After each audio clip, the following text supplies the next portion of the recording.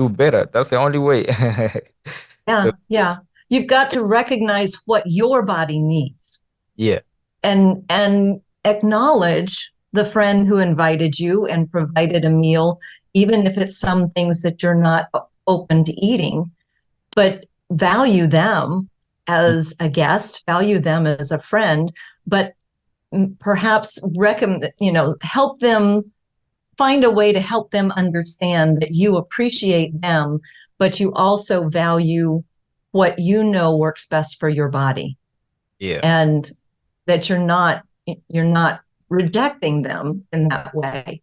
But I that's something that I have to work with all of my clients. I live near New Orleans, Louisiana, which mm, is very food culture based. And it's not healthy food. It yeah, tastes delicious, but it's not healthy food. And so often I may work with a client who they've grown up eating this food, they've grown up eating this way, and they're challenged when their body is showing signs that it doesn't do well that way. So I have to kind of help them find ways to substitute, to put something else in its place, or mm, to prioritize this and allow just a little bit of that yeah, so that it's not working too much against them. And it's a give and take, but once you have found the way to eat that resonates with your body, it's something that you really don't want to give up. You yeah, don't want to mess it up, because once you feel that vibrancy and that energy because you found the right kind of food for your body, it's something you will protect and you'll be cautious. You just have to be mindful of the way it makes other people feel. yeah, And sure, I understand that so thoroughly.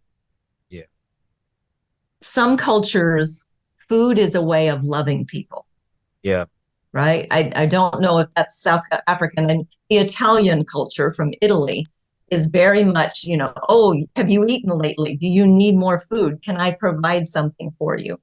And the person that wants to give that way is desiring to love through the food that they make an effort to prepare, but it's not always the best foods. mm, It may be comfortable food, it may be delicious and all, but you have to recognize, is this food that's going to serve my body, or is this going to work against me ultimately? And maybe you take a very small portion and you rave about it and tell them how much you appreciate them, and then you pull back from the amounts that you're eating.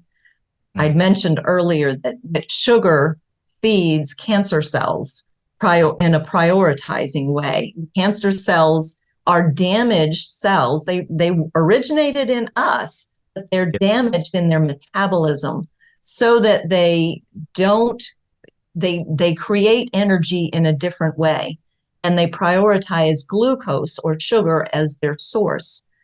mm, So often when people are not feeling well, they want what we refer to in the US as comfort food, things that make them just feel warm and cozy. mm, And often that is sugary and a lot of sweets and things involved, or flour based foods that turn into sugar very quickly in your body. That's another thing. It may not be sugary sweet when you eat it, but it can process into sugar very quickly in your body. And so those are things that you really need to work on pulling away from and minimizing when you are in the process in a cancer journey